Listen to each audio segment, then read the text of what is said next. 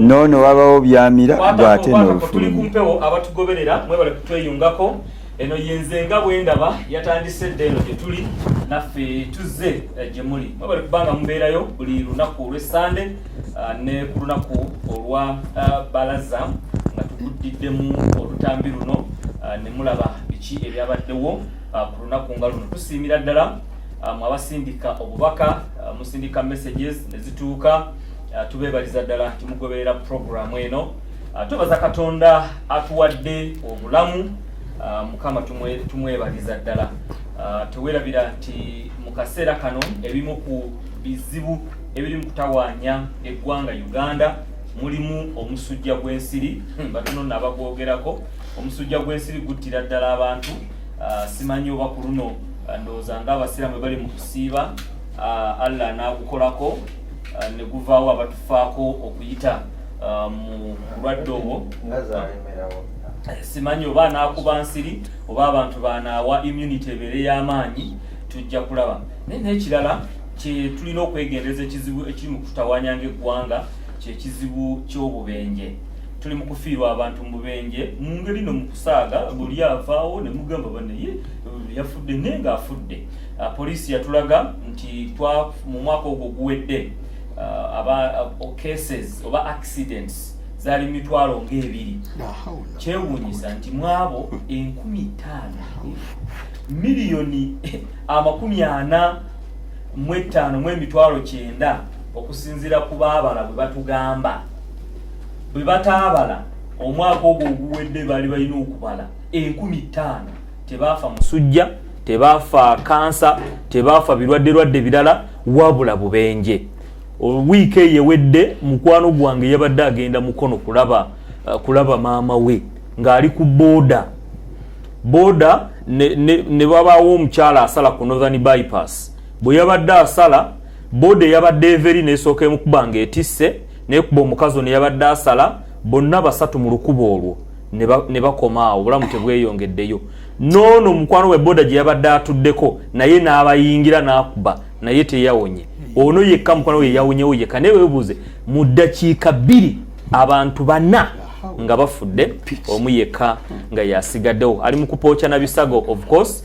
naye njagala kubategeeza nti twegendereze naddala abavugira ku enguudo z'e Uganda tezinnaba kubeera nga ziri ze mwegomba kale no kikwetaagisa ng'oli omwana bwe yagamba nti mwebeereremu kati weebeereremu ng'oli ku luguudo era nze mbagamba ekigambo kimu kyokka bw'obeera ku luguudo oba oli wa bigere oba oli wa kidduka oba oli wa mmotoka oba oli wa pikipiki oba oli wa katukutuku oba oli wa kagaali kitwale nti gwe ategeera wekka abalala bonna basiru bw'ona alowooza mbu abalala bategeera owedde nze nkubuulidde gwe wekka ategeera kati bw'ona kitwala nti gwe ategeera ogenda vuga n'obwegendereza ogenda kuba ofaayo eri obulamu bwo ekyo bw'ona afaayo eri obulamu bwo n'eri obulamu bw'abalala bajja kuba baganyulwamu kale nno njagadde okuyisaawo ekyo kuba tusobola ekyo okukyewala tusobola okwewala okuvuga endiima tusobola okwewala okuvugisa ekimama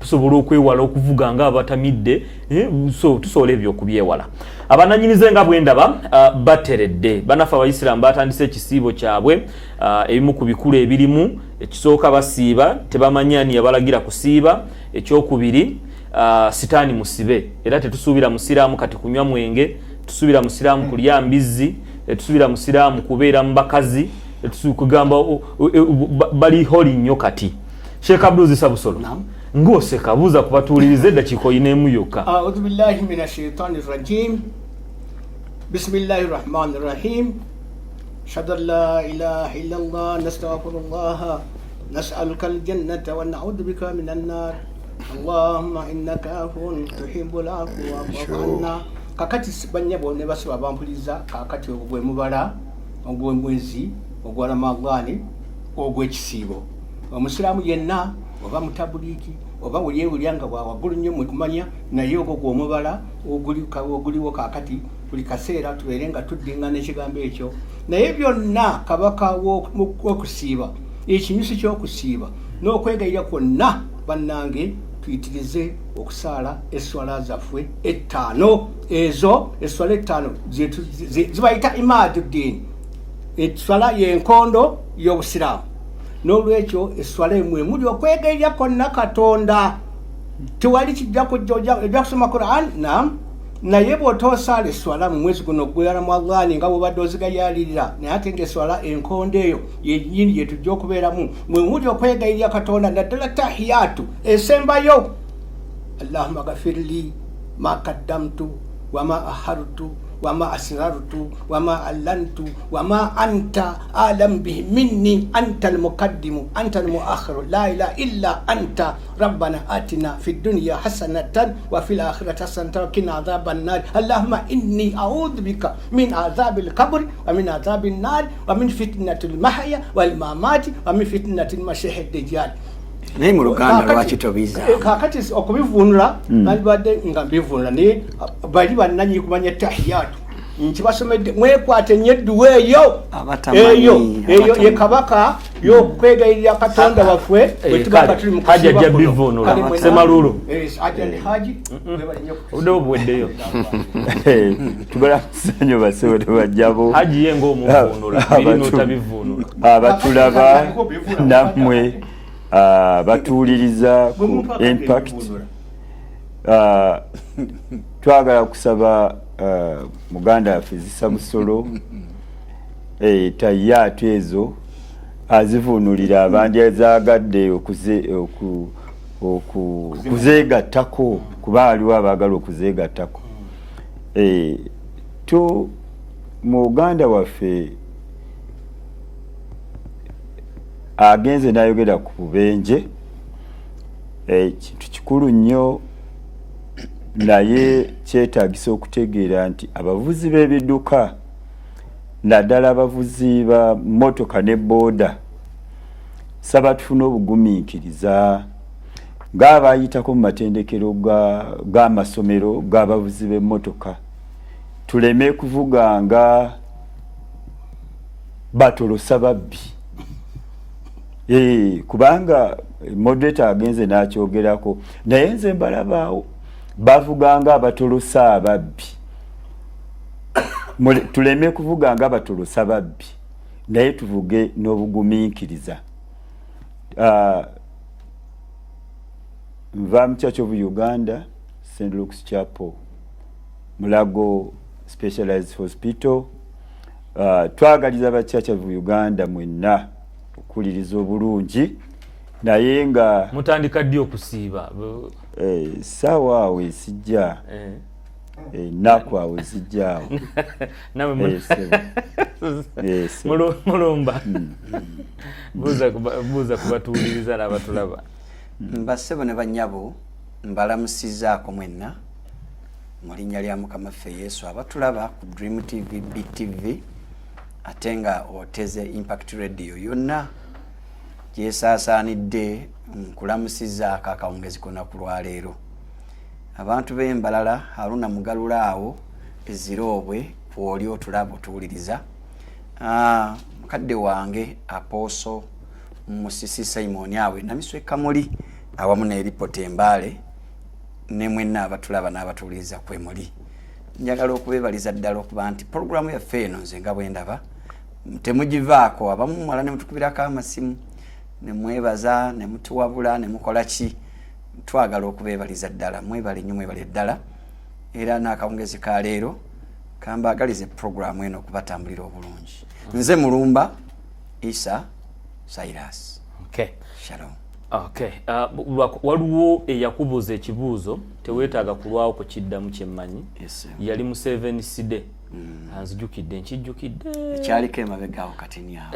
Oba kyali mabega oba kyali kumpi naye yakibuuza kyenzijukira. Yakubuuza nti wali mu 7 side n'obalekayo.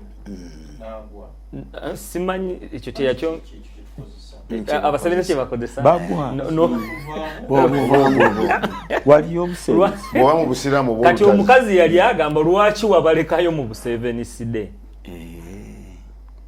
dakiika emu era njagikukozesa bulungi omukyalo oyo yali we side ze jinja eyo njijjukira bulungi twali wano Mwannyinaze ndowooza kw'oli owulira nabalekayo olw'okuba nti Katonda ayagala nnyo amazima abamunoonya.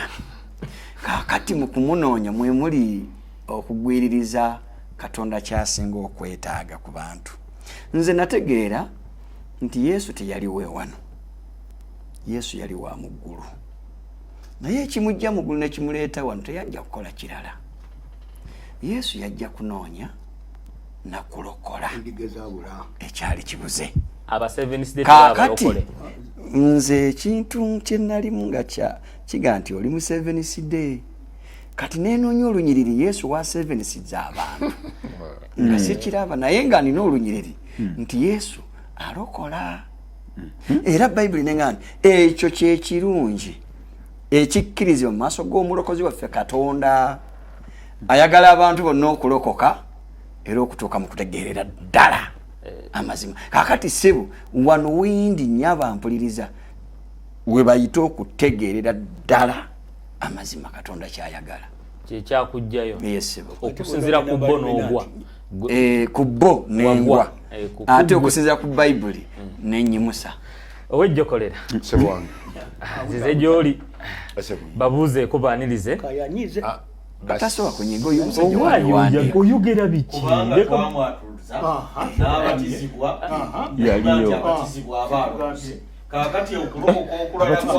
Muleka muli mu budde bw'owejjokolera. Owejjokolera kabuuze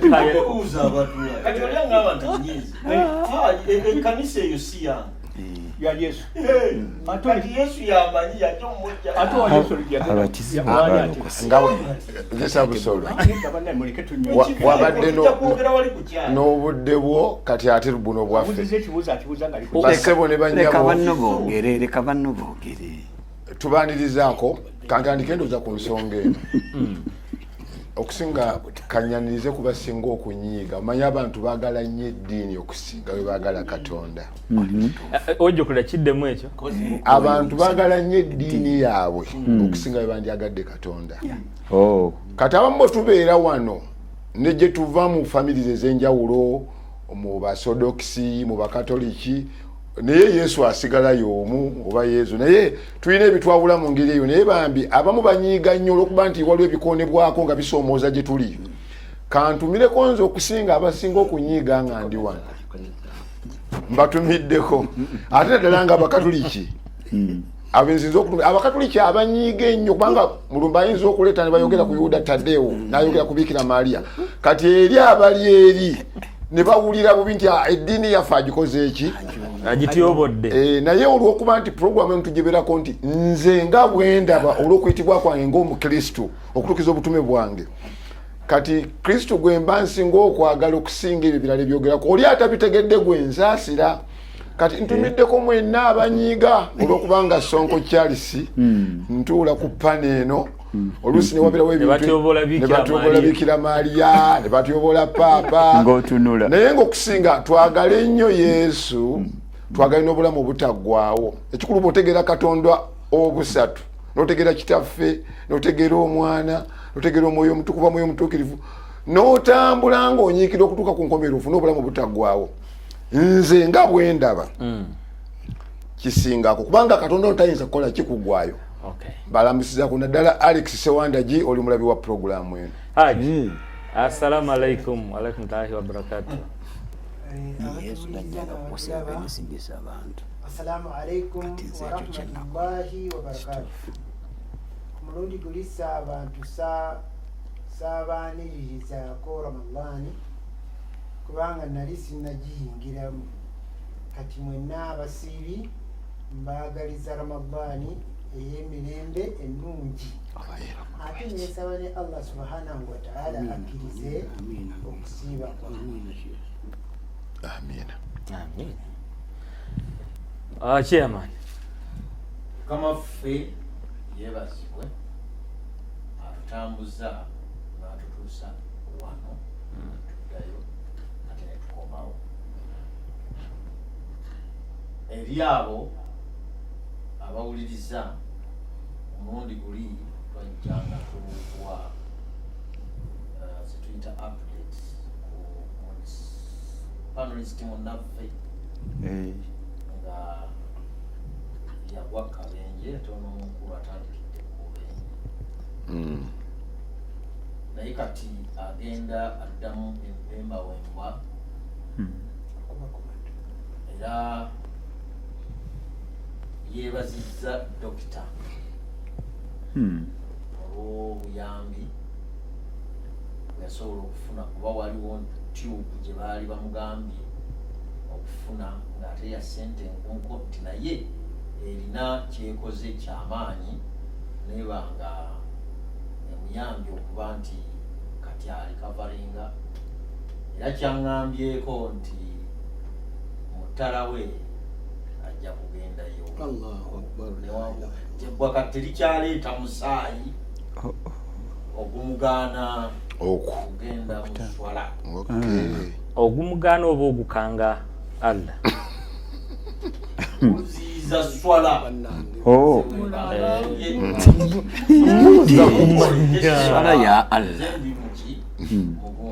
mukunnyonnyola naye kati tekikyakaaba musaayi n'amasira agaziiza ki kwekanga oba swala yeyeekanga neyebulawo ekyenyinyaza swala yani sokolinde ekyeyama swala eba yani lilla kulwakatonda kintu kyenkuganya nti oli bwajja n'omusaayi oba n'amasira oba ne aba yeekanga alese ekyenyinyalwa oleeta otya ekyenyinyalwa amaanyi nga bw'omulaba amanyi ekiyitibwa ebyonona eswala era abakimanyi asabika ekikundu kye bulungi yesabika tegamba nti olwokubakalekaawo ng'alitonyeze muzimanyi abere ng'atonya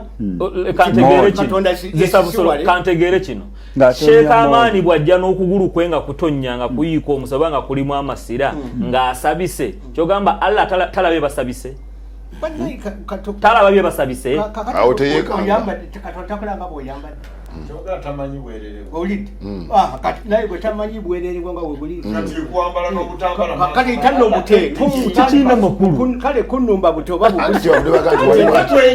wali ekyo yeyeekanga kyavudde baga nti wali yeekanga kuba yaba alaba nekyosabise amaanyi kati tajja kwekanga kigundu ky'amaanyi kyasabise katonda yeekange kubanga amanyi munda mulimu ki kale chairman maliriza okwebikkako okwambala engoyi oba tugenda mu swala n'okwerongoosa kwonna twerongoosa lwa bannaffe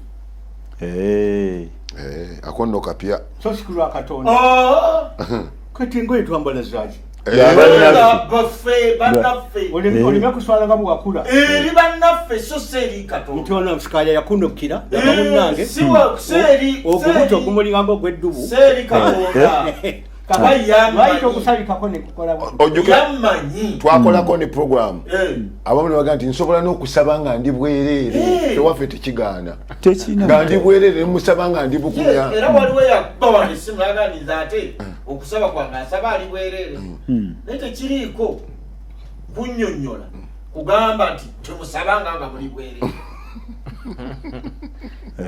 ekyakitegedde era naye n'omusajja eyali ku musaalaba ng'asaba Yesu yali bukunya ali bukunya naye lindako n'afuna obulamu obutaggwaawo ali bwereere gwasabye ali bwereere wabula siyinza ate kukkiriza kkanisa ng'eri mu Amerika basaba nga bali bwereere tibebatuufu nedda kubanga fe wano omuntu aba yeesittaza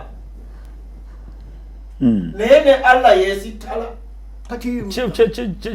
kyatulaga agamba ahasiita mina nnasi okwatirwa ensonyi mu bantu kyabantu banandaba batya walamu tastahaiti notokwatirwa nsonyi munze katonda we yakutonda famanillazi yamunauka min kwatirwako ensonyi lwaki era kuba mmanyi oba nyambadde oba sambadde nebye simanyi nze simanyi kyenda kyange bwe kifaanana I don't know katonda akimanyi ekibumba kyange simanyi bwe kifaanana katonda akimanyi naye nze mmanyi kyange ntambudde nakyo emyaka gyange gyonna tokirabanga nako sikirabangako ate lwoliba lumu bwendiki singa kituuka nti nkirabe ebifo biba bibiri theatre nga bakulongoosa ate nga walongoseza nga ndaba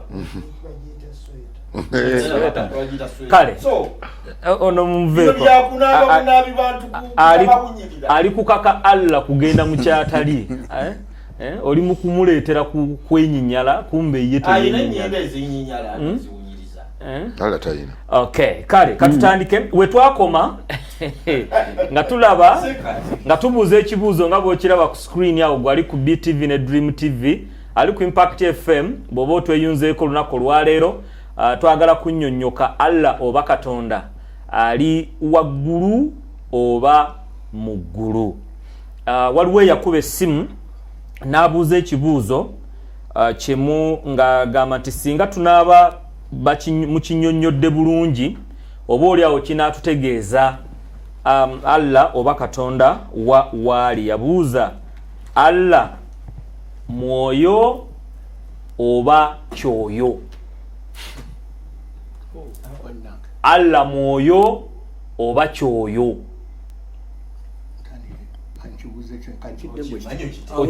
Okitegedde ekibuuzo? Mwoyo oba kyoyo? Auzubillahi minashaitanir rajim. Producer Kintere yawama Allah mwoyo oba kyoyo? Akimaze? Gwe yogera. Allahu nur samawati saba wala rina saba. Katonda bwakaya kamu. Mujja kukivuunula bagamba balala mujja gamba Katonda kitangala. Mukiwudde kitangala. Naye Katonda nuru bwakaya kamu. Era okwakayakana kwa Mukama Katonda wano tubanga tubali twagala okugezaako okwagala nnyo okugezaako okugamba nti tulabe obwakayakamu ebyo. Kola akantu ke bayita wolodding. Akantu ako lwaki bateeko galibindi enzirugavu oleme kukola ki maaso kukola ki kwabika naye obwakayakamu bwa Katonda businga akantu ako kolaba kukanaka ni kaiso ka wolodding nga kocha kanako akantu ako kasingawo Katonda asingawo obwakayakamu bwe Allah nur samawati wal ardh. Wakitegeera otya ekyo? Katonda bwakayakamu wakitegeera otya ekyo? Nensi wategeera otya nti Allah mwakayakamu kitangala wategeera otya? Mpa kyenjagala mbikulira mbikulika je mbikule kubanga bwekiba kiganye haji wuli waali muli babiri temusobola kulemererwa bikula katika bana oba kina ayanga lima nechi Allahu nuru samawati wal ardh. So haji nga bwannyonnyola wakayakamu bwaggulu n'ensi. Kitegeeza katubuuza mwoyo oba kyoyo? Ye katojjaga nti mwoyo tojjaga maso Allah si mwoyo. Ye Katonda ali bwakayakamu. Okay, si mwoyo. Kakati ye bwabanga ye ruho ajigaba ate bugabi omwoyo yakola ki? Allah agaba kyatali. Agaba mugabe ye. So Allah yesi mwoyo naye agaba omwoyo. Tongamba yeko gamba ye ku bwakayakamu bwenakani bwennuli ajjako ne kufuuka omwoyo eri abantu. Ajjako ne kufuuka omwoyo eri abantu. Era omuntu aliko omwoyo abaako naye obwakayakamu bw'omwoyo okuva ku nnuli. Okay, Haji Lubowa. Allah mwoyo oba kyoyo? Sheikh akusindikidde gundi otuyambe weeyogerera ku bwakayakamu bwa Allah. Ekibuuzo kifu. Ekibuuzo kifu. Ekibuuzo kifu. Kyoyo kyeki? Kyoyo nange sikiteke. Kati nnyonnyola omwoyo kyotegeera. Byonna nabigyewo. Sebo, byonna nabigyewo. Oba kyoyo oba byoyo byonna nabikoze ki? Nabigyewo n'enjifula n'abantu. Naye onatandikiddewo ena nnyonnyola guwazeemu buzizi. Wakati oyo agamba ekifu. Agali mumubuuze ekibuuzo nze ndaba. Okay, kati naye mwoyo kyokitegeera. Kale kyoyo tokitegeera. Naye mwoyo kitegeera. Allah mwoyo. Allah ina omwoyo. Tonadda mu kibu nenga si mwoyo. Mwoyo. Wa. Mu Qur'ani ogamba ruho oba nafsi. Kale kasura. Anti tatuwa nafsi kubanga ruho gwe gobuuza mwoyo ruho. ate kati nafsi golese kyaki anti oli kyayinza otuwa kaddemu bwetofaayo kyaleeta obudde bwa haji ndaga wamma haji ebyange mulumba abiddemu nedda kubanga yamuwanzedde ebigambo mukamwa okuva ku programu eyaggwa sebo moderator nalabye nga programu eno ebambi ono ayogera oli ayogera ono addamu babuziza ono oli yaddamu kati ebyange oli abiddemu mulumba abiddemu gwe nabyewanga nawe bakutwaliddemu musirike mwenna nze mbuuziza haji Allah bw'abanga mwoyo era nga n'omwoyo agulina wakitegeera oti era kiriwa kale sebo kamala okunoonya olunyiriri wano mu Qur'ani olulaga nti Allah alina omwoyo 6:12 ate lwaki towamulumba nayogera mulumba abikoleko chairman agenda mukolako chairman kola ku bantu bo sijja kola mirimu gyonna nga nyina chairman bayogera ebyobusiramu boyogera mulumba sijja byogera okay mulumba ndikamunye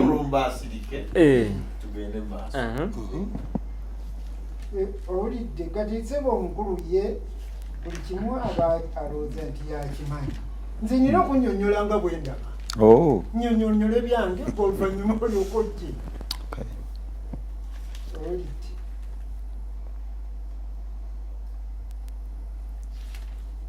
obikkulawa mbikula mu Qur'ani sebo gye nnoonya 6:12 Allah subhanahu wa ta'ala alina omwoyo kale mu ngeri eyo aba mwoyo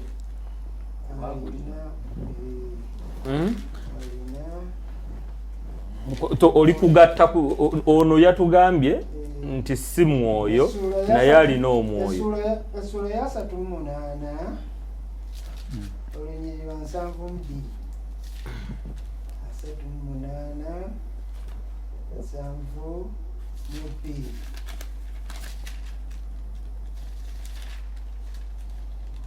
38:72 babikuddeyo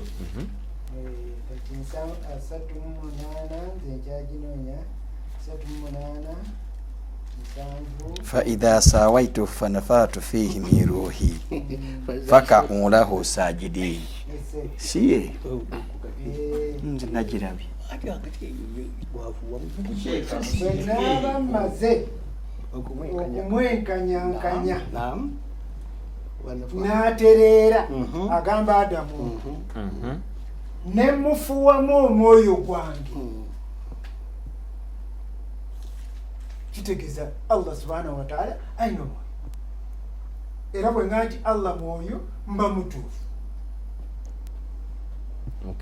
ese sinayo nnyonnyola esingaka so Allah ono omwoyo nga bw'ogamba yoyo ali waggulu naye nga tali mu ggulu na okusinziirako aya za Qur'ani ze nakusomera wano nakulaga nti Allah subhanahu wa ta'ala agambye ali wala ali wano ali kumpi ali wonna nengatta nenga nti Katonda ekitegeeza abuna wonna katenza bwe bagamba nti ali wala era eri ewala gyali bwalaga nti ali wano kumpi ne wano bwali bwe bagamba nti ali muffe era namuffe abaamu sebo ndowooza ekyo kitegereka Allah subhanahu wa ta'ala ali wonna tetulina we tuyinza kugaa nti wano taliiwo nga Sheikh Zisa Busolo bulijjo bwaga nti mutoyi tabeerayo ne mutoyi gyali ne munyanja gyali ne magombe gyali anywhere Allah subhanahu wa ta'ala abonayo buli wamu waali okay okwongerera okutegeera alone katutegedde nti mwoyo nammwe abasiraamu Allah mukiririza mu mwoyo Allah subhanahu wa ta'ala okusinzira ku aya eno gyendeese teri mwana Adamu Allah bw'atateeka mu mwoyo buli mwana Adamu Allah amuteekamu omwoyo ogugwe ogwa Allah gwatolako n'ateeka mu muntu oyo n'aba omulamu kuba teri yasobola kuba mulamu nga talina mwoyo. Kati fena tubeera connected ku netiwaaka ya Allah. Al-rawhu manfuhu gwoyogera Ani akukkiriza? ojja kukannyonnyola programu ya otereeza kaki omwoyo ogufuyibwa mu buntu wanafahana fihi min ruhuna. Oza mukirawo bakyogera ku Sayyidina Isa alayhi salatu wassalam ng'omukyalo oyo Maryamu afuna olubuto lwani wanafahana fihi min ruhuna. Kakati omwoyo guli manufuhu emitendera gya Katonda mingi nnyo egy'emyoyo. Kakati emyoyo gya manufuhu emyoyo kugamba jom naye ye ali nuuru. Kakati ku nuuru okwo kwekuva ki? Kwekuva emyoyo gino kyonnyonnyola sikitegedde naye kati nze kambuze Haji ama Haji nkomyewo gy'oli ono katerezeza sinnakategeera naye nja kategeera. abadde abuza No agambye katereze adde ayagala kutereza. Lwaki ayogera nga si yateekwa? Awanika omukono tumukkirize oba tumukane. Okay, bwe tugamba nti Allah mwoyo si kyoyo wabula Allah mwoyo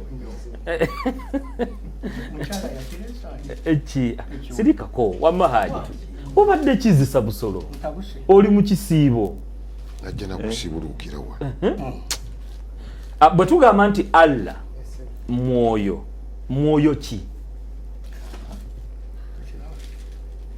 Sebo ekyokulabirako si kyenyinza okuwa abantu bonna kye bamanyi ye network. Allah subhanahu wa ta'ala ye network. Era teriyo kintu kisobola kuba kiramu nga tekiri ku network ya Allah subhanahu wa ta'ala gwe mwoyo. Ati bwogamba network era bajja kubuza network ki kuba network tuzirina nnyingi. Network njirese ndowooza yandibadde nga satellite etwala network zonna.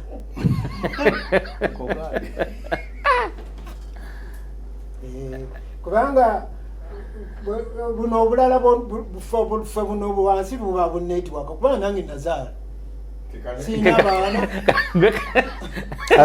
gweka network akasibuke maniko obuuze ekibuuzo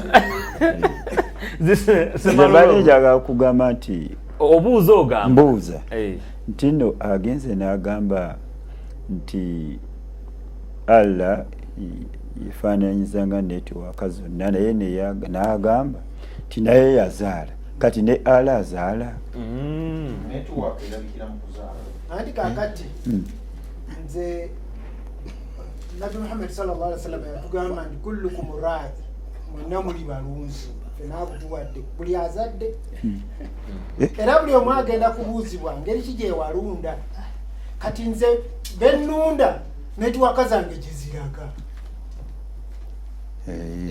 gwe boolunda era bwe batakola byange bye mbalagidde nga nyiiga. Naye nga buli mwana Adamu okusinziira ku Qur'ani omuntu bw'aweza ennaku 12 mu lubuto lwa nnyina Allah ng'aleeta omwoyo gwe akuteekamu. Ndikutumira omwoyo guno Allah gwaleeta mwoyo mubi, mwoyo mutukuvu, mwoyo mulungi, mwoyo ki? Oguwa obulamu. Era Allah singa talina mwoyo tasobola kuba mulamu. Ne Allah aba mufu. Buli kintu ekirina obulamu kirina omwoyo. Kebe malayika, kebe jini. Omwoyo tegusobola kuba mulamu naye nga mubi. Omwoyo gusobola okuba omubi naye nga mulamu. Nedda. Omwoyo si bwe guba omubi.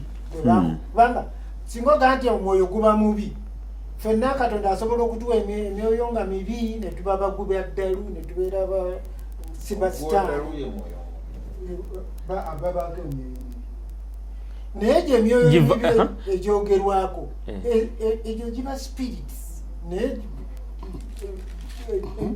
guno eno eba soul nedda Haji awo kati ate otandise tutwala nedda kati tutwagala kutegeera kubanga nze kyenfa Allah ono bw'abanga alina omwoyo ogugwe gwe yafuuwa mu Adamu nga bw'ogambye nange era oli mukimuteekako nti awo kitegeeza alina omwoyo ate mwoyo katuli kubuuza mwoyo ki tugitegeere mwoyo kyogwo ogwa Allah sabo nina olunyiriri nyinza odusomako mu Bayibuli nga Yesu agamba nti dayimoni omubi bw'ayingira mu muntu bw'ava mu muntu ekitegeeza bw'ava mu muntu kitegeeza avaamu buvi nga omuntu abadde naye era Nabbi Muhammad sallallahu alaihi wasallam atusomesa naga nti omuntu akolebwa ebintu bisatu akolebwa omubiri omwoyo ne karinu gwe muzimu omuntu akolebwa omuzimu teri muntu atalina muzimu teri wadde akyegaana era nga yafudde wano omuzimu gwakaya gusigalawo tulinayo bali bakawuula asobola okugumugjako omuzimu gwe n'asigala wano mu studio ne tumusanga wiiki ejja nga kitaawe bwe yajja wajja okolera kansooke naawe otuyawulire emyoyo gino oba oli awo tunaategeera mwoyo ki Katonda gwali oba Allah gwali sebo neyanziza kati bwe mba njogera Katonda okusinziira ku kibuuzo olulimi olugamba nti omwoyo oba emyoyo oba ebyoyo oba ekyoyo olulimi luba olina wooba olutadde mu ntegeero oli bwomugamba nti Sonko olina omwoyo oba olina ekyoyo oba Sonko oliko omwoyo oba oliko ekyoyo kati olibwo mu lulimi Oluganda abategeera nti ekyoyo kiba kibi ekintu ekyoyo oba kikuliko bubeezi oba kikumanufacturingiddeko oba kyangeri ki naye kasa kiri mu lulimi oluno Oluganda kasa kiba nti kifuuse ekintu nga bondoga nti gundi ayina empisa naye ogamba nti gundi ayina omuze guba gufuuse mubi. So mu kitabo kino kyenkwata mu bosoma mu luberebere wakulaga bulungi Katonda nga mwoyo kitabo kino ekyebayibuli oba nawe nti olubereberye okulaga nti ku ntandikwa omwoyo wa Mukama yali ku buziba kati omwoyo wa Mukama olwokuba nti Katonda yensibuko ya byonna yentandikwa ge magezi agatamalikayo kati omuwandiisi atandika ye nga alipootinga bwati nti kiba kitegeeza nti Katonda mwoyo ku lubereberye Katonda yatonda eggulu n'ensi ensi yali mu mbeera etabudde era nga njeerere kizikiza kyali ku buziba kyali kibuutikidde ennyanja n'omwoyo gwa Katonda gwali gwetawulira ku mazzi kati kitegeeza Katonda muki kati mu bitabo bya Sulumani kino ekitabo ekitaatwalibwa bannaffe ab'enzikiriza endala kitabo Sulumani yawandika ekitabo tukiyita The Book of Wisdom oba ekitabo amagezi ga Sulumani ag'obwakatonda ago ge yamuwa ge yasaba bw'oba osoma mu kitabo ekyo kye tuyina mu Bayibuli ekyo kimu ku biwuzi ebitabo 7 Abakatoliki bye tuyina mu ssula ey'omusanvu ku lunya olwa 22 gugamba luti nti omwoyo gutegeera mutukuvu gumu naye gulabikira mu ngeri nnyingi gulabisibwa mu kintu ekitali nga bbumba nti bakikwatako era gugenda buli we gwagala, mutangaavu, muyonjo, tegukola kabi, gwagala kirungi, mwogi, teguziyizibwa, gwakisa, gwa mukwano n'abantu, mukakafu, gwesigika, mukakamu, gulina obuyinza ku buli kintu era gulaba byonna, gusensera emyoyo gyonna egitegeera emitukuvu egyakolebwa mu kintu ekitali nga bbumba nti bakikwatako. Oyo gwe mwoyo omutukuvu, mwoyo wa Katonda. Oyinza okutalaba kati ekitabo kino Solomoni yagezaako kulaga nti akugirayo obwa Katonda bw'omwoyo we. Era wano bw'aba Katonda yagadde okweyalisibwa mu bwetoowaze bwa mwoyo omutuukirivu oba omwoyo omutukuvu, olaba bubonero, olaba kubeerawo kwe. N'olw'ensonga eyo Katonda waffe olw'okuba nti tumutunuulira nga tumuyigako nga tumulaba yensibuko, omwoyo oyo omwawule age nti ali mu ngeri etayinza kukwatikako. Naye kino kyenyinyonnyoddeko wano ng'ekitabo kyekiraga kyekiyinza okulaga nti bw'omugaa nti kyoyo kibanga kyolabye nti kiri mu ngeri etakola ki eyenyoomebwa. Naye bwogaa nti mwoyo omutukuvu gutuukiridde oba gwawudde nti gweyawulidde gwa bwa Katonda, teguziyizibwa, gusobola okukola buli kyegukola ki kyegwagala. Era n'ekitabo kino ekirala nakyo tukiyina kiraga bulungi nti Katonda bwali omwoyo. Senga oba osomye magezi ga nago gatulaga bulungi obwa Katonda, essula eringa ya 8. Katonda nnyambe ndabewo obukulu bwa Katonda. Bulaga nti Katonda omwoyo ogwo gweyawulidde n'engeri gye gulimu. Mukama nnyambe nti bwe naaba ndabyewo nja kubikolawo. Naye mu kumaliriza nga nfundikira, buli lwoyogera ku kyoyo oba ebyoyo oba emyoyo, egyo giba gyakolebwa bukolebwa oba nga gyatondebwa butondebwa. Naye ono ensibuko ya byonna gwe tuyita Abba oba kitaffe, eri Pawulo yamwogerako nga wandikira Galatiya nti muyina gwe amwoyo alumizanga nti Abba kitaffe akoowolo yalumiriza. N'olw'ensonga eyo nti Katonda waffe mwoyo, tayina bubeezi mwoyo nti gumulimu, naye yensibuko gwe mwoyo guno ogwogerwako ku lubereberye. Okay. Yes, njagala kumanya wejjokolera kati gwe nga bw'olaba. Esebo. Katonda ono Allah ayogerwako w'abasiraamu mwoyo, gwe nga bw'olaba. Ekitabo kyabwe nga bwe nakyogerako emabega eri, engeri gye kijja nga kyekulubeeseza ku bino ebitabo ebirala. Waliwo yakyogerako awo yakuba na ssimu naga oba kyekwe aye engeri yakyogeramu. Naye nga nze ndaba nti ekitabo kyabwe bwe nkisoma siyinza kukomentinga nti oba mwoyo oba kyoyo, nze kubanga ekitabo kyabwe sikyesiga, sina bwe nkitaputa bulungi kulaga nti tekyaluŋŋamizibwa mwoyo wa Katonda. Ate nga bino ebigambo byensoma byaluŋŋamizibwa kubanga iki kitabo kyajja luvannyuma lwa myaka 5. Kale sina bwe nyinza gamba nti bwe ndaba okujjako bo bennyini be bayinza okulaba Allah waabwe n'ekitabo kyabwe. Kubanga ekitabo kyabwe ndaba kirina bye kijjayo eno nekijjako mu Tawuleti, nekijjako mu Zabbuli, kati wensoma Zabbuli eya 13 nti nalagawa gy'otali bwe ninnya mu ggulu gy'oli, bwe neyalira emagombe gy'oli. Okitegeera Dawudi ng'ayogera. Kati tulaba nti nfuna aboogera mu ngeri entuufu. Kakakoyinza okusinga nga Qur'ani yajja n'ekajjayo, hali agenda mu Matayo n'ajjayo. Kati ogenda okulaba boogera ku onogesa busolo bwayogera nti ate Mariyamu yaliwo nga bazazisa Muhammadi, ng'olaba tayimbwiyu yanjawulo nnyo. Kale ekitabo kino engeri gyekulubeseza ku kitabo kyange sirina bwe nja kukomentinga ku Allah. So tomanyi oba mwoyo oba si mwoyo kusinza ku kitabo kyange. Okuzaalisa kwa Mariyamu tekuli mu Qur'ani. Ekyo kirooto kya Seeka. Ani? Mariyamu mulamu obuuzo. Mulamu. Mulamu. Yali bomba. Ayinza atya okuba omulamu n'atazaala.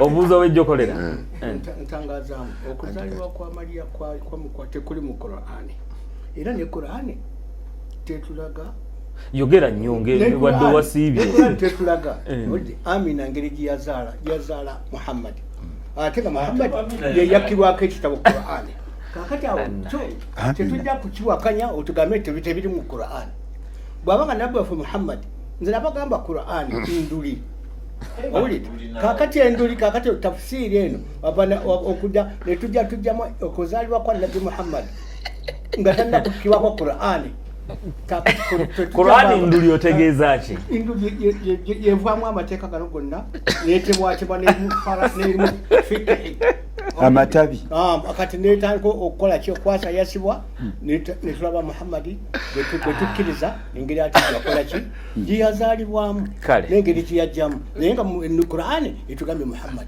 Rasulullah walazina maahu ashiddau alal kuffar kale naye tikati netatulaga ati mazaalibwa gaki ga Mtume Muhammad otegeeza tujja tukola ki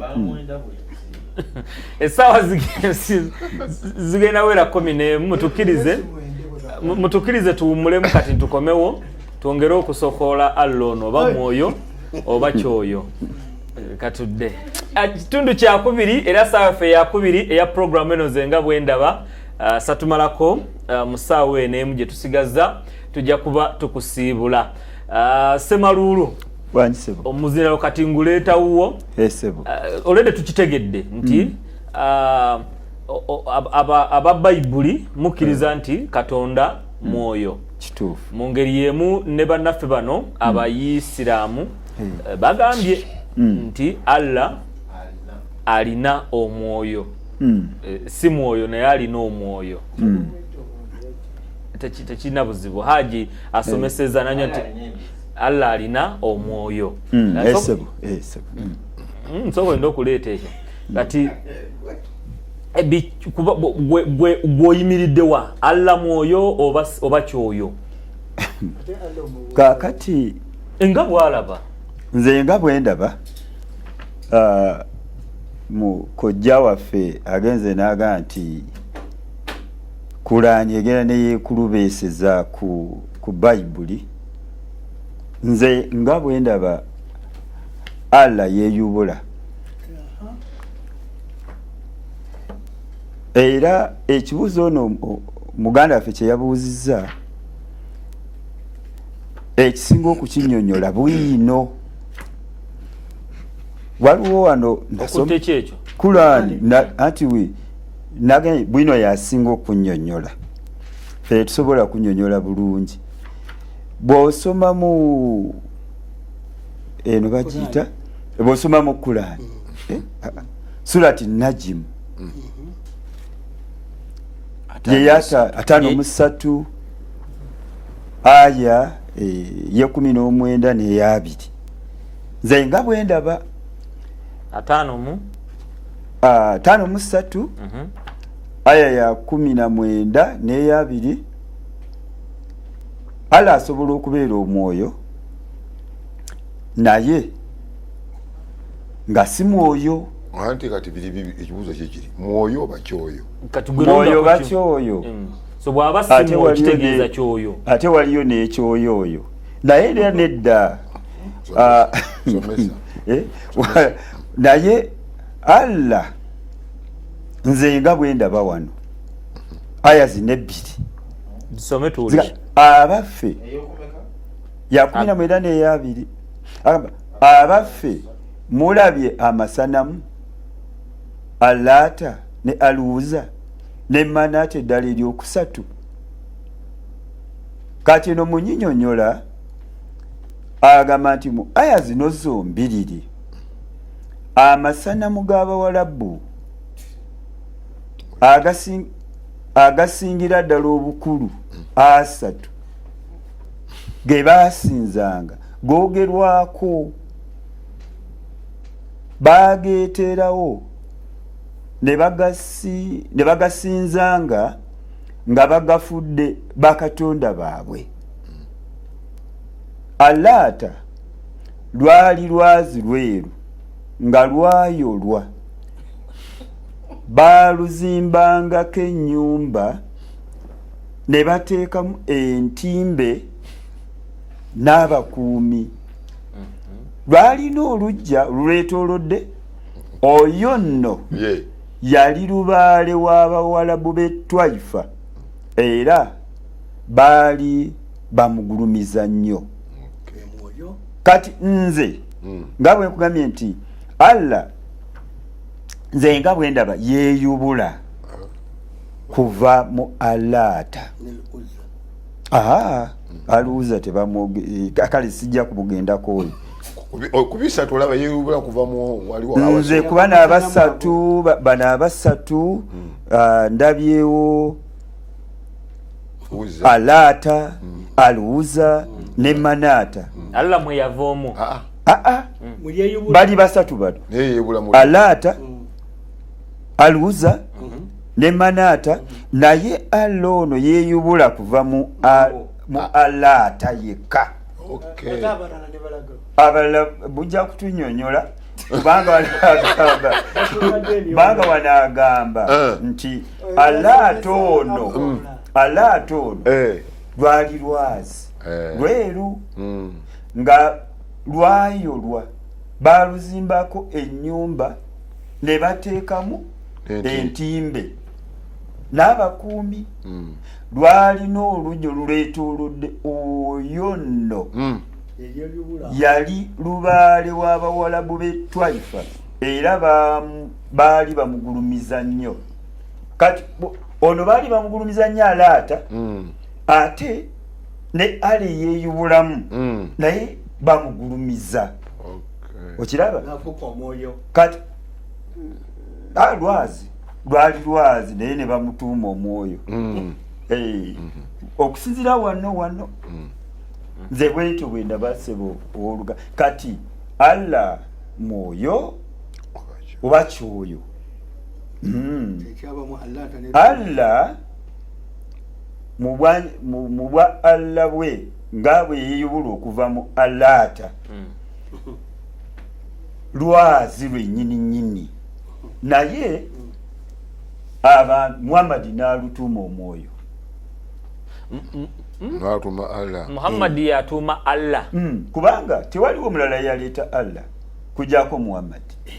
Ekyo tukikiriziganya. Nedda bukatulire soko linde zisa busolo ani yaleeta Allah Katonda la mabda wala akhir taliko ntandikwa olide damu kibuuzo yaleeta Allah sisobola kukyogera ne Bible la awala lahu wala akhir nze ngamba nze nsomye busomi kati nendaba ekigendererwa tebannaba kulonda mulumba tandikiraawo neyanziza nnyo neyanzegese moderator. Okay. Allah mwoyo oba kyoyo? Ekibuuzo ekyo ngenda kiddamu okusinziira ku Bayibuli, naye Allah kyoyo? Allah kyoyo oyo kye bayita ekyoyo oyo kiba kibi. Kye bayita omwoyo guba mulungi ate guba gwa bwa Katonda aba Katonda. Kati Allah si mwoyo kuba Bayibuli yerina Katonda omwoyo. Qur'ani terina Allah nga mwoyo. Ntandikidde wano nina ennyiriri nnyo njazidduka buddusi nnyingi.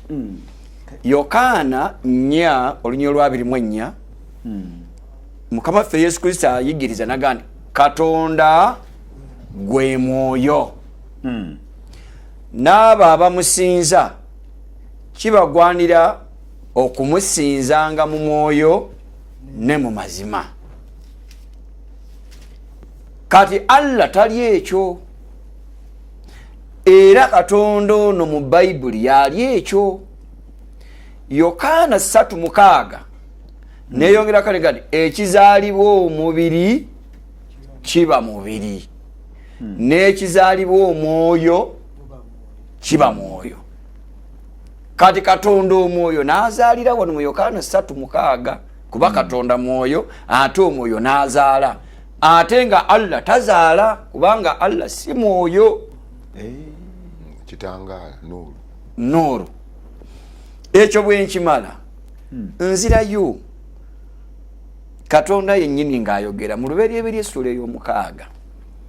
Katonda n'agamba nti omwoyo gwange teguwakanenga na muntu emirembe n'emirembe kubanga naye gwe mubiri, naye ennaku ze ziriba emyaka 12. Katonda naye yeekakasa nti ali mwoyo era nga omwoyo gwe nga ye tajja kuwakananga na muntu kubanga omuntu mubiri. Kati omuntu ali nafusi, Katonda ali roho. Ntegereka abooluganda, omuntu abeera nafusi wangi papa nafusi gubeera mwoyo gw'omuntu era nafusi asobola okubeera omuntu binafusi ana binafusi nze ng'omuntu oba weeyogerako ng'omuntu. Katonda owaffe mu Bayibuli tali nafusi, ali ruuhu mu Luwarabu. Kati abasiraamu bano ne ruuhu kyeki mu Luwarabu? Ruuhu gwe mwoyo ogw'obwa Katonda. Ruuhullah. Nabano tebasobola kiwakana. Awatuufu olaba tawakana awatuufu kaakati kino kyetusanga nga ow'ekitiibwa Muhammadin sallallahu alaihi wasallam mu sura ye-17 eya Qur'an aya egenda kuba ya 7:75 bamubuuza wayasalunaka ani rohi kuli rohi min amri rabbi wama utitu min al-ilmi illa qalila. Bakubuuza gwe Muhammad ebifa ku mwoyo, bagambe nti omwoyo kiri mu biragiro bya Mukama wange, naye mwe abasiraamu temwaweebwa kumanya bifa ku mwoyo wabula katono nnyo ddala. Kati omusiraamu bwe tubuuza ekibuuzo nti Allah mwoyo, n'aga nti Allah mwoyo aba alimba, tamanyi bya mwoyo, amanyiko katini. Amanyiko katini koyo. Ekyo kireke kakati wano wetulabira nga abantu ababeeranga mu Katonda nga bakola emirimu gy'obwa Katonda tebabeeranga bokka wabula babeeranga ne Katonda, babeeranga mu Katonda nga bakola ebya Katonda ne bituukira ne bikola enjawulo ku byabalala. Bwensoma ebyo mu mirembe ekyokubiri essula 15 olunyiro olusooka ndabawo omuweereza wa Katonda eyalina Katonda n'akola ebintu ebyenjawulo. Bayibuli egamba nti omwoyo gwa Katonda ne gujja ku Azaliya mutabani wa Odedi n'afuluma okusisinkana Asa n'amugamba nti mumpulire mmwe Asa ne Yuda yenna ne Benyamini, Mukama alina mmwe bwe munaabanga naye era bwe munaamunoonyanga munaamulabanga, naye bwe munaamuvangako anaabavangako mmwe. Era ebiro bingi Isirayiri nga talina Katonda ow'amazima, naye Katonda ayogerwako gwe mwoyo guli ogubadde ku Azaliya. Kati Katonda owaffe mwoyo. Kati Allah ono kyoyo oyo, era ekyoyo ekyo gy'emyoyo egiyitibwa emibi, kubanga buli ekiyitibwa ekyo bwe bagamba nti kyanaggwe Sebo mwami Sonko oli Muganda nze siri. Omwana oyo taba mulungi kayo jattunnyonnyola Oluganda. Bwe baga kyana ekyana ekyo. Omanya nti omwana oyo si mulungi kuba oli bwaga nti ekyana ekyo. Olinaga nti omwana oyo omanya nti kyayogera ku mwana ono kya makulu, kye boogera ku kyana ekyo kiba kibi. Haji kamalirize. Yogera tetuwali ya mwadde. Kaakati agenda kawandi. Allah bwe kibanga kyoyo nga si mwoyo. Ne tutafunayo aya mu Qur'ani etulaga nti Allah mwoyo. Wabula haja abadde agezaako ono tulaga nti mu sura gyatuwadde nti Allah yafoowa mu Adamu omwoyo. Kaakati nsoma Zakariya wano nga buli muntu yenna Katonda alina emyoyo. Emyoyo mingi. Waliwo emyoyo gy'ensolo oyo abeera Allah. waliwo emyoyo gy'ebinyonyi, waliwo emyoyo gy'abamalayika aba Allah, kubanga emyoyo gyegiri. Era Bayibuli ne bwebanga eyogera egamba mu kitabo kya Malaki 2 n'agamba era yakolera kyomu yali ano newankubadde nga alina omwoyo ogwafiikawo. Kitegeeza ewa Katonda waffe mu Bayibuli alina kibayita emyoyo nga giri awo, naye teguba gugwate, ogugwe gwa njawulo ku myoyo gino. Era bw'aba yafuuwa mu Adamu omwoyo si gugwe si gwa Katonda, ogwo gwa buntu gwa muntu. Ekyo haji okitegedde. Kati tunoonyezeeyo aya nga Allah ali ruuhu ogitusomere. Nze kyennina ndaba nga Allah kitangaala nga zisa busolo bwagambye 24:35 Allahu nuru samawati wal ardi mathalu nurihi kamishikatu almishikatu fi zujaja kawkadiduri. Ye aya Allah bwe butangaavu bw'eggulu n'ensi, era ekifaananyi kya Allah alinga ettaala eri mu kirawuli mu kamooli. Kati Allah tumulabira awo bwe tutyo bw'oddira. Kati ekitawaanya Allah munafu nnyo mu byawandiikibwa ebya Qur'ani, bamunafuya nnyo, kubanga mwami Kaya bw'agamba nti Allah alinga akataala omusubbaawa gwe batadde mu kirawuli mathala. Anti bw'oŋŋamba bw'otyo teri kitawaanya musubbaawa ng'empewo. Bw'oddira omusubbaawa n'oguteekaawo bw'oti empewo bwe gyegufuuwa. Kati Allah bw'abanga kyekifaananyi kye bamugeraageranyizaako ndaba nga baamunafuyamukaawo. Ekyokulabirako oli bw'aleeta ekyokulabirako, like someone is giving an example. Oli bw'aba awa ekyokulabirako aba anyweza ekyo kyayagala okunnyonnyola, kyava abawo ekyokulabirako nti nga bw'olaba oba okugeza.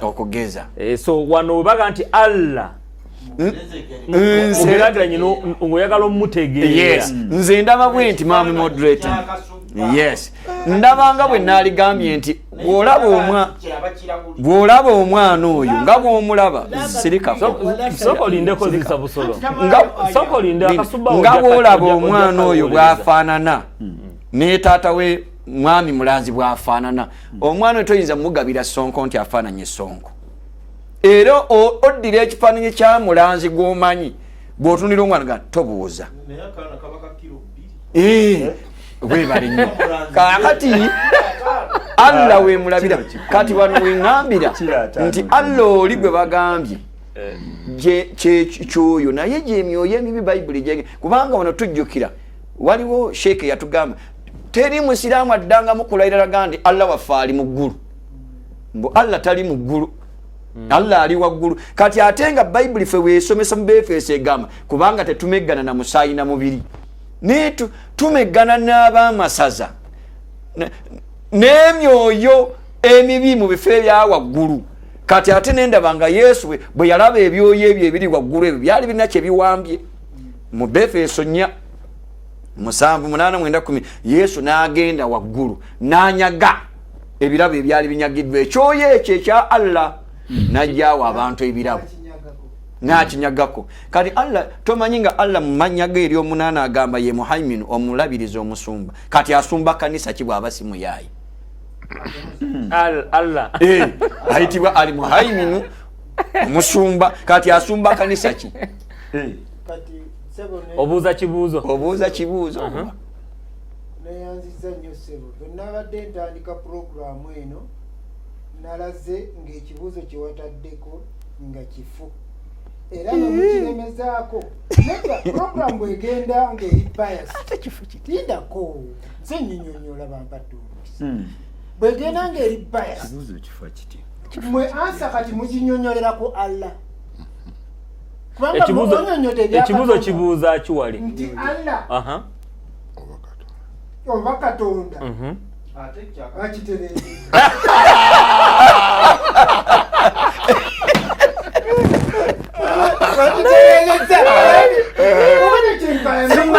nedda wamaze sijina buzibu naawe oli mu kisiibo tofaayo.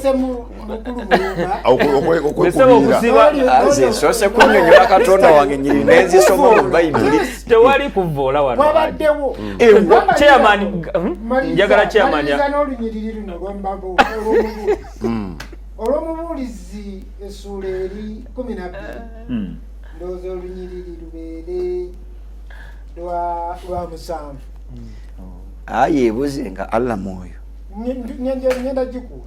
Tusoma mubuulizi kati. Luno eno egatta ku kiri kye nasomesezza nti Katonda ateeka omwoyo mu muntu n'aba omulamu. Era wano agambye nti enfuufu nedda mu ttaka nga bwe yali. Omwoyo ne gudda eri Katonda. Kati oyo abeera Allah. Weebale nnyo. Kati kiba kitegeeza nti omuntu okuba omulamu naye onywezeza kya zisabusolo kye yannyonnyo. Zisabusolo yakugambye nti Allah si mwoyo naye alina omwoyo. Ono yakisookeddeko ye yakugambye Allah si mwoyo naye alina omwoyo era ono agambye ekitangaala mu bwakaya kamwe mulimu omwoyo gwagaba emyoyo gino nze namuwulidde bulungi muzisa temuwuliriza nenze muwuliriza ye si mwoyo Allah era oli mumuwaayiriza okusinziira ku ono Allah si mwoyo Chairman, kati Allah ki? Si mwoyo. So okusinziira ku zisabusolo okube Allah asukuluma ku kubeera omwoyo yali waggulu nnyo eri. Singa Allah taba na mwoyo taba mulamu. Andi kati mukwatagane.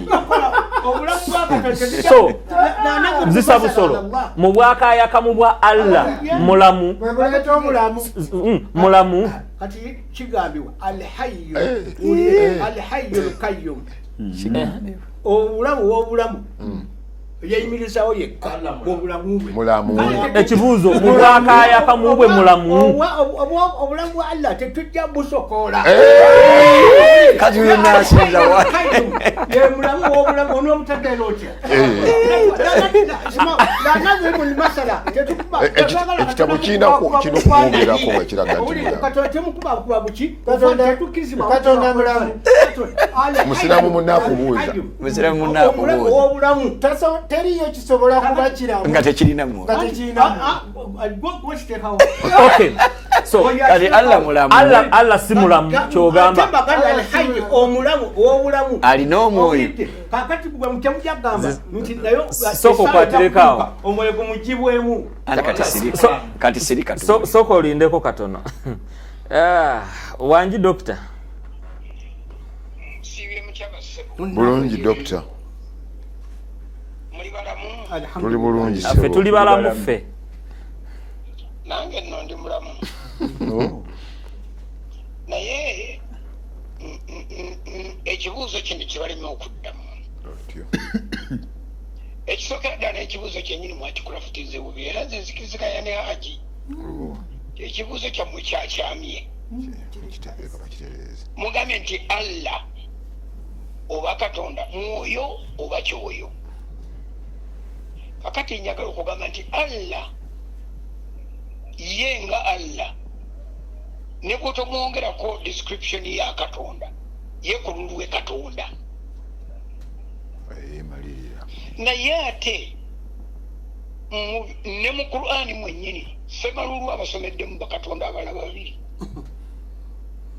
Manata ne Uzaga ndowooza kakati ababiri abo bw'ogamba nti nabo bakatonda bulijjo kye mbagamba nti muleme kugamba bugambi nti Katonda kuba bakatonda bangi awo wennyini Ssemalulu wasomye abajjiddewo bakatonda basatu n'abagamba nti ono gwalaba nga bamuyita ono Uza kyamutadde wali Manati n'amussa wali kati nabaga naye Allah te ono yeeyeyubula kati n'olwekyo muleme kutabiikiriza okugamba nti Allah oba Katonda kuba ekigambo Katonda mu Bayibuli mulimu bikatonda ebiwera n'amakumi abiri Moleki, Dagoni, asutarosi nkugambye osoma lisiti newewuunya abafayiniki balina abafirisuuti balina abawarabu balina buli gombe lirina katonda kakati mulekere awo okugatta Allah ku kigambo katonda mumuyite Allah kimuyambe nti bwe muba mumuwolereza Allah muba muleza ekigambo katonda kati bwe tujjawo ekigambo Allah nti kati katonda mwoyo oba kyoyo tukubuuza ti katonda ani oyo katonda ani gwe tuba tunyonyola tumunyonyola mwoyo oba kyoyo katonda ani ono alina omwoyo nga ye si mwoyo kuba bayibuli yeyogera nti katonda mwoyo bayibuli yesuubiza nti katonda wa bayibuli ye mwoyo n'abamusinza kyebagana kusinza mwoyo kati abagamba nti Allah ye si mwoyo wabula alina omwoyo oba kubanga asobola okugukozesa byayagala kiyambako ekibuuzo ekifuula ekyangu kati awo mukifudde kyabakugu mwagala tuddeyo ku yunivasite ate tutandika okutagulula ebintu byatemukatukkalubirire bannange ekifuula ekyangu tutegeere katonda atwanguyire kakati mubuuze nti Allah mwoyo oba kyoyo nkomyawo haji kyabadde akayanyako nti ate kifu katonda ki buli muntu ajjayo obuwe kubanga ono mu Buganda nawo waliwo bakatonda baawo myoyo Kenya waliyo bakatonda baayo betubuuza nti abo bakatonda boyogeddeko oba oyo katonda gweyogeddeko mwoyo oba kyoyo akati ate njala okukiriziganya nani ne Kaaya waliwo yasookedde nedda si yabadde Kaaya yabadde omukatoliki ekintu kasita okiyita kyoyo klasi gye bayita kiibi oba omaze okukiteeka mu bintu byoyagala okuyita ebintu nga bwe tugamba nti kisolo bisolo kikopo bikopo kiti biti akooya akamu oba omwoyo ogumu nga mubi tuguyita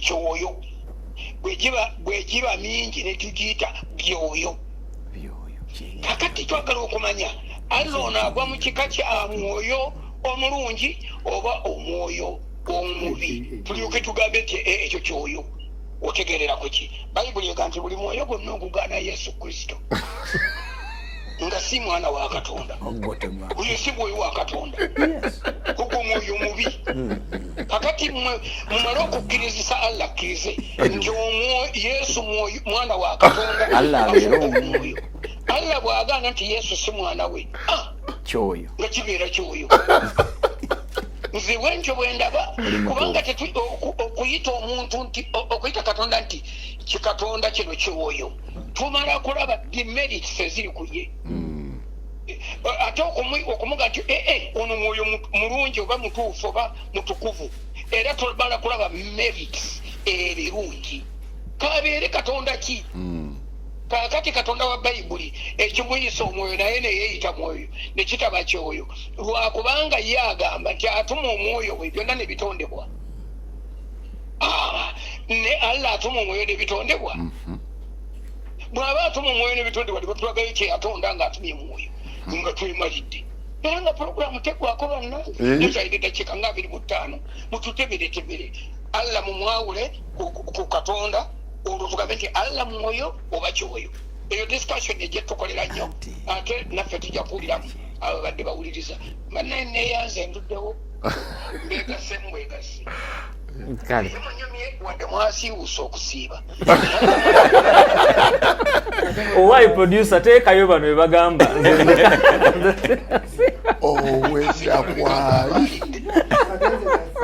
owedda kwali Dr. tweyanziza producer sebo teekayo bano abasiibye okay Dr. tumuwulidde bulungi Kaaya gwe obadde ogenda ku muzindaalo wewaawo kakati kokuba nga ne bano abakulu bwe beetegeka abadde nga ali munze kubeera kyobadde ngenda kyogera si kugamba nti omulakulira dokita ekibuuzo ekibaddeyo wali Allah oba Katonda akibadde kikyamu nnyo kati ate ekiriko kiri kandi kikyo Allah kyoyoyo Allah mwoyo oba kyo oba kyo ekyo ekibuzo kiri biased. kakati ekyo Dr. ayogere naga nti Allah mu ye Katonda ugenda maso kakati basi ekigambo Katonda kyo kiri nti aba mutonzi naye kyasukka kati era nekifuna ne patent nekifuuka ekisinzibwa buli kye bayita Katonda kati tebakyatwala context ya butonzi batwala kikola ki kusinze kyebusinza kubanga omutonzi yagwanidde okusinzibwa kati gwe boddira ensimbi n'otandika ozisinza ozifudde Katonda kati ekyo kyofudde Katonda tuba tukissa mu kyoyo oba omwoyo omubi eri abantu nga bakutte enjuba gye baafuula Katonda ne bagisinza kifuuse ekyokusinza ekyo tuba tuga nti bw'otandika okusinza enjuba oba osaavinga byoyoyo oba ofudde ku mulamwa n'olwekyo bwe twogera Katonda kireme okwensisiwaza tuba abamu tuba tetutegeeza yatonda eggulu n'ensi kubanga eryaga Katonda tazaala aba ayogera ku oli yatonda eggulu n'ensi oba aba ayogera ku Katonda woyo atazaala kali bwe tudda ku attributes eza Katonda zituleetera okwawula ti Katonda Allah si butonzi obwenkomeredde obumuleetera okumusinza wabula okumuwaayiriza ebyokutonda kuba bwe tutandika omugani watonda otya abandukonda yatondera ennaku 10 ng'atonda Adamu yatondera ennaku mmeka nti ennaku ze yatondera ensi yonna ate zaali 8 tugenda okulaba nga terikola ki terikwataganye then awo ne twawula so context kati kankuwolere njagala okutegeeza olwaliro bangi nnyo babeera ku TV ku ki ne bagera mbu jajja presidenti babali mu context nti yazaala kitaawe babalina kati ekyajjajja balinayo bwe bakisonseka ne bakifuula nawumu eri awo naye Katonda bakifuula ekintu ekyo kakati awo mbategeza aye waliwo omufuzi w'ensi eno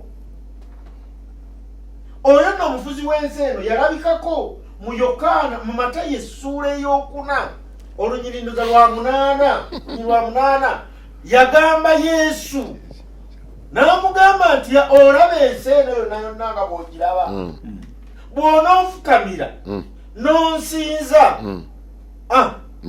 njikuwadde. Yesu n'agoba mugobe.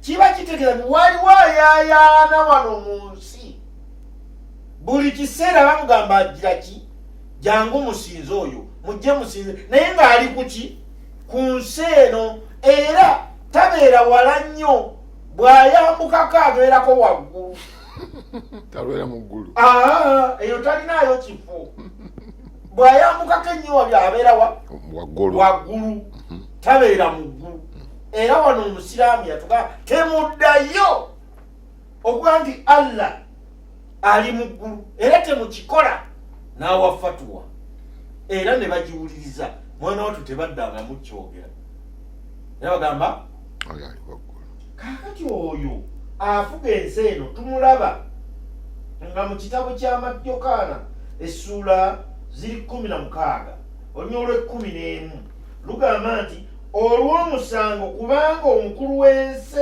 eno asaliddwa omusango oyo atenderezebwa alina n'ekifo munnange we kiri ku nsi kuno n'ennyumba ye weeri mwasula erina weeri kakati oyo atenderezebwa bamusalira dde omusango era baga nti kaakano omukulu w'ensi eno anaagoberwawa ebweru. wali mu Befeso essuula 6 olunya olw'10 lwe lulaga amatwale ge gonna. Omukulu ono yatugamba nti ye mukulu w'abano. Bwikula olunyiriri olwo mu Befeso essuula ziri 6, Befeso 6 olunyiriri olw'12 tutandike no olw'10 agati olw'12 kubanga tetumeggana na musaayi na mubiri wabula n'ab'amasaza n'ab'obuyinza n'abafuga ensi ab'omu kizikiza kino n'emyoyo emibi mu bifo ebya waggulu. Sheeka yatugamba bulungi nnyo, saabasamize ye Allah era y'abafuga. Kakati afuga ab'amasaza, afuga ab'obuyinza byonna, naye Bayibuli egambye nti kaakano ajja kusalirwa omusango era agoberwe. N'olwekyo bw'ogamba nti Allah mwoyo, kyandibadde kati bakajjawo. Nagamba nti Allah kyoyo kyoyagala bawandiike. Kati yafuga bijiri ebyo. Wayagadde kuteesa ku busiraamu okuteekawo Allah. Bakijjewo. Banditaddewo. Bateekewo. Allah bino ebya omwoyo oba ekyo topika ejja kujja olulala. Leero badde kuffe. Bajjewo ekigambo ekyo Allah omwoyo wakiri bateekewo omukulu w'ensi eno. Ssentebe mbadde nsaba nti ng'ono bwakiraba kubanga Dr. Kyanyonyodde agaye nti tebannabannona kuddamu njagala mbawo obudde Allah nga bwali twamutegedde nti Katonda naye nze ngamba ekibuuzo kyandibadde kiga nti Katondawo mwoyo oba kyoyo kubanga Allah yeyawudde mu bwakatonda bwe kakati bwabala nti Katondawo temulwana na lulimi mululeke Allah omukulu w'ensi eno Katonda we Allah kati naye programu egamba nze nga bwendaba kati ekibuuzo bakibuuzizza kati gwe nga bwolaba bw'oba oyogera ekibuuzo kyesonyiwe gwe nga bwolaba anti Allah mukulu wa nsi eno bwolaba anti bwolaba era bawulidde era waliwo emyoyo esaba myoyo musooke muddemu dokita mukulu w'ensi eno esaba myoyo obuntu bubiri bwokka Dr. Wunaze ekisooka Katonda okuba nti yatonda ensi n'eggulu kitegeeza yaliwa yali mu ggulu oba yali ku nsi ekyo nakyo ekyo kiwandiise ku kyokubiri waliyo ekirala nti waliyo ekintu ku nsi kuno Katonda kyataatonda oba ne mu ggulu kubanga n'agamba mbu emyoyo si gya Katonda buli oba mibi oba mirungi yagitonda Allah yagikulira gyonna era bw'atayagala gubeewo teguba kyonyezezza okay kati bwe kibanga sheeke mugamba musooke muddemu dokita naye kati waliwo abuuziza ekibuuzo kibadde kirungi nnyo wano munzikirize nkibabuuze musooke mumuddemu wano Tereza Mukko Pastor Sentonge Kasawo agambye mbuuza abasiraamu nti Allah bw'aba alina omwoyo kubanga ono mwagambye nti alina omwoyo guva waani era ani yagumuwa ye bwe gumuvaamu asigaza ki ezisa busolo bw'abanga Allah alina omwoyo ekintu kino abatuuliriza mukiwulirize yakkiriza funza kesikoze eki min ruhina oba min ruhi Sayyidina Isa alayhi salatu wassalam bakuwa omwoyo min mu myoyo gye Katonda alina bino bitonde by'emyoyo gye mitonde giri eyo gyasindika mu buli kintu kyonna naye ye ali nuuru bawuka nuuri yewakaya kamubwerere oleese ekirala kamwogo bwa nuuri ye kwasindikira emyoyo egyo okujja mu ffe omwoyo gw'obuntu omwoyo gw'ebisolo omwoyo gw'ebimera omwoyo gwa hayawan ogw'ebiramu so omwoyo kitonde ebitonde bye hasa min ruhi bitonde byasindika min ruhi yeye mwana Yesu na Isa yagamba na wanafahana fihi min ruhina olide mu myoyo gye yeye ne yali fauka nur era tobonchi fauka nur ekyo masala nur bwe kibanga ne Allah kitonde si kitonde ali ku mutonzi anyomu wa haliku yeye mutonzi olide kakati buli kimu okukifuwamu omuntu wabulamu okukifuwamu omuntu omuko ogwabulamu omwoyo soko chairman ne badde ogamba ensonga Katonda bwe tumuga nti Katonda ayina ze bayita attributes oba ebimukola ebimutenda ebitendo amatendo kati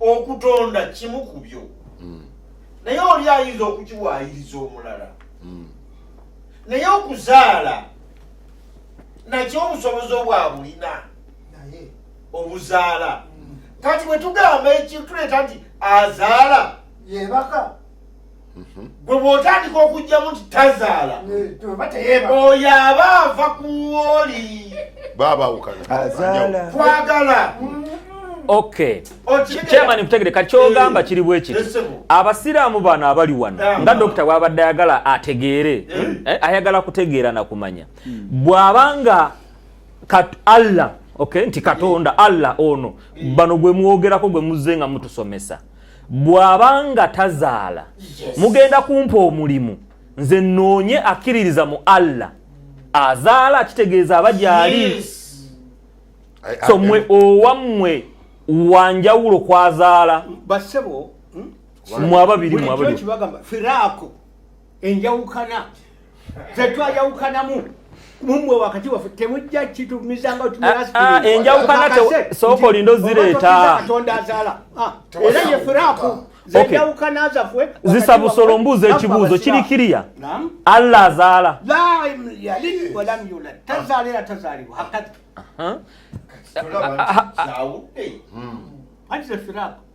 okay Haji Allah wo azaala agambye tazaala yeye nyini gwe mundabayo ate gwe nga bwolaba ate gwe nga bwolaba tofaayo ebiwandiiko byo byogedde nti Allah tazaala teyeebaka oba tasumagi kati gwe nga bwolaba program itowanze nga bwendaba gwe nga bwolaba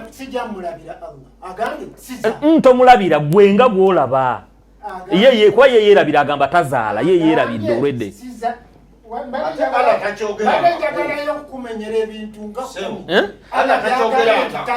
atulage nga agamba tazaala Allah nga agamba mu Quran nyamba akotono nga bwetwogedde nti yamu iradi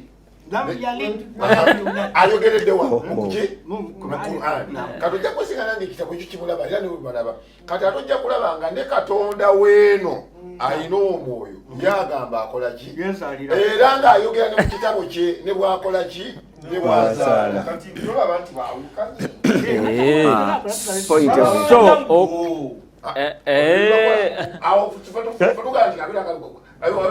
Mulumba producer ategekera esimu ne nawe mu babiri Mulumba kakati Katonda tafa Haji bampadde omukisa tolabye balabi talabwa uliriza nezo byatakola katono nnyo wanyi dokita mbadde nga agenda okukkiriziganya n'abooluganda bali abasiraamu naye nendowooza nvunaanyizibwa ddi ku kuzaala katugambe ku baana abange benzaala ab'omubiri nvunaanyizibwa ddi ku kubazaala wano nga nnyaabwe afuna olubuto oba nga bavuddemu bali bwe lubatambula nsaba omu ku basiraamu abanziremu. Okavunanyizibwa sebo dokita oli Oluwarabu ovunanyizibwa kuzaala fi jimaa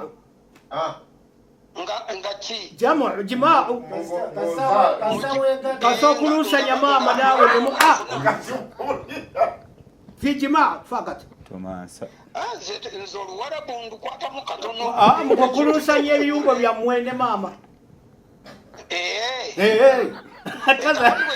kwekuzaala mbadde ng'agenda okuddusa Allah mujje mu ebyo by'okumuwakanira kakati ate muzizizza emabega anyono gwe batugamba nti yafuuwa mu bwerere bwa Mariyamu era Mariyamu n'afuna olubuto tolabanga Allah avunanyizibwa ku kujja kwa Isa kw'omwana Mariyamu gwe yazaala Allah yamufuuwa mu bufuuyi nze njiza okuba nga sina busobozi bufuuwa naye oli yalina obusobozi bufuuwa nafuuwa mufuuwa tolabanga ate kakati obuvunanyizibwa bw'okuzaala naye abuyingiddemu ebitono byemwogera mulowooza tuba twerabidde tobanga nvunanyizibwa ku kuzaalibwa kw'abaana bange wano mu mwana okujja agende wa maama akulira eyo Allah ye tavunanyizibwa ku kufuuwa byeyafuuwa bigende bikulire mu Mariyamu ne Mariyamu ayazaale yandivunanyizibwa mbawayo eddakiika emu naye ne mumuzira jimpe Dr. Serwadda Mariyamu yagamba Gabudyeri n'amugamba nze embeerera atamanyi musajja kinaasoboka kitya okufuna olubuto olw'omwana w'obulenzi Gabudyeri kyamulema naddayo ewa subhanahu wa ta'ala n'amugamba ekirabo ky'osoose okumuwa nti bwansusa mu bakazi bonna ab'ensi eno akikkiriza yeeba naye kaifa yakunu lilwalad walam yamsasni albashar nanfuna atya omwana nga bashar obiri gwange kakati n'agamba atya inni amuru inna kun fayakun nze bambi sigenda mu jimaawo nja kufuuwa mu nfuuyi ba nekiba wa arsala ruhahu n'afuuwa genda maaso dokita awulira kino kikulu abantu bonna batuuliza dokita awulira esabo sitibwa dokita nga Sayyidina Jibril mukama waffe malika Jibril ng'afuuwamu ajja eri omukazi kati ahsanat farjaha وإذا حصلت فرجها فنفخنا فيه مليو من روحنا ومويو بفوي kakati malaika Jibril yajja na moyo nafuwa omoya gujjawa omoya gujjawa yakuwa Jibril omwoyo gwafuwa guvudde wani Jibril yakuleta ati yagujjawa subhanahu yakumuwa gwali gwani genda mpola atuliriza omwoyo guno yagujjawa Allah sokolinde zisa busolo twagala kutegeera bwe tofaayo nga bw'onnyonnyodde kuba tugenda ekiriwa ali mu kunnyonnyoka nti ali mu kutegeera ndi mu kunyweza nsonga wano ونفحنا فيه من روحنا لكن كان أحسنت فرجها Oluwarabu alutegeera kitono oyogera Luganda okubanga bwakuumibwa nga tuyitibwangamu ebyo byonna abitegeera kakati awo avunanyizibwa yajja n'omwoyo okuva eri subhanahu wa ta'ala najja agufuuwa yamunafuna olubuto olwa Sayyidina Isa olimba Allah aganda tayagala byabuwemu nsokolera mulumba neyanziza se moderator Allah yaddira ekitonde omwoyo oguzaala n'aguwambu malayika nze kansome busomi byonna mbiwulidde naye okusirika tekitegeeza butategeera aya ono gyakyusa gyafuulafuula yeeno wa Maryam binati Imrani allati ahsanat farjaha fanafana fihi min ruhina wa saddakat bi kalimati rabbi wa kutubi wa kanat min al-qanitin ngenda kusoma aya ne sharehe yayo era ne Maryam abantu bamuli nedda sokolinde sirika nsoma suratu Tahrim ya 6 aya ye 12 ensi ewulira kati ngenda kusoma mu Qur'ani aya 2 era yabakubira n'ekifaananyi kya Mariyamu muwala wa Amurani nnyina nabbi Isa marisiha oyo yakuuma obwereere bwe kale ne tumufuuwamu omwoyo gwaffe n'aba olubuto lwa Isa. Agamba bw'ati mu aya eno Allah ategeeza nga mukyala Mariyamu bwe yakuuma obwereere bwe. Eyo nyinyonnyola kati bannyonnyola aya eri nga Allah yafuuwa obutakwatwako musajja yenna okutuusa Allah lwe yafuuwa mu bwereere bwa Mariyamu n'abo olubuto lwa Isa. Naawe nga nze njagala kumanya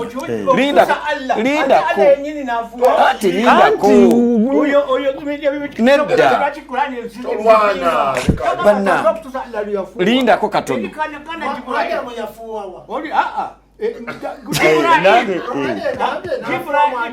lindako katono tuli moderator ona asirike kutu zisabusolo soko sirikeko lindako kyowakano sikitegere kati aya zinazoogera yani tafsiri ennyonnyodde aya okutuusa lwe twamufuuwamu kati Allah ye yafuuwa si kale kyembuuza anti kati kyembuuza kyenjagala okumanya mu aya eno bano abawakana njagala kumanya eyafunyisa Mariyamu olubuto ku Allah ne Jibuliru yani ekyo nange kuba Mariyamu yali mbeerera tulabirawo haji kapwe answer ani yafunisa olubuto Mariyamu Jibuliru ne Jibuliru egambye sirina kyenkola okujja nga Allah ndagidde ekitegeeza Allah yabaakoze so ekitegeeza omwana ono kati omwana waani awo dokita wabadde ayagala okumanya ate mwami Mulanzi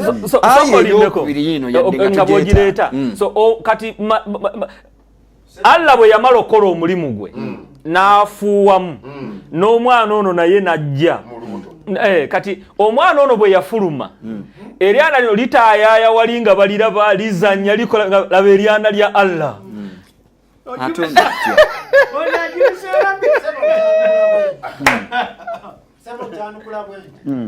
Katonda bwe yali awa Zakariya omwana yamugamba nti bw'onoozaala bw'onoofuna omukazi obwo anaafuna olubuto n'azaala omwana omutuma Yahya. Naye Mariyamu bwe yafuna olubuto Katonda yagamba Mariyamu nti omwana ono omutuumaani Isa. Kati oli yatuuma yali musajja n'agenda n'agamba mukazi we nti omwana ono yani ye Yahya. Kati ono Mariyamu ate yatuuma Yesu namugamba nti ono Isa. Kati omwana ono abawaani abawa Allah Yusuf abawa mufuuyi eyamutuuma erinnya kati kyenjagala okumanya haji nedda nawe bangi abagaba amanya nga abaana mbadde njagala kumanya okuva eri haji katono nnyo haji mulumba kitegeeza Mariyamu ono yennyini okufuuwamu kwali kukwe kwali muye era amanyi anti kitegeeza ye bw'atuuma nti omwana ono ye Yesu yamanyi nannyini mwana ani yaleeta erinnya lya Yesu okulituuma yamanyi ani yaleeta erinnya lya Yesu okulituuma omwana wa Jibuliru anti ye yaleeta erinnya omwana Allah yamuvunaanyizibwako webale nnyo kitegeeza Allah azaala tazaala kati mbadde njagala kumanya moderator mbadde njagala kumanya mu bintu bino wammanga kuba nina aya gyenterese gye nakusabye mu sekendi sasatu naye bino byenjagala okumanya haji nezisa busolo Allah mugagga agaba obugagga kati obugagga bwani Allah agaba abaana n'akuwa abaana baani kati ayina wamaze dda tugenda kutandikira awo ku Allah mwoyo oba kyoyo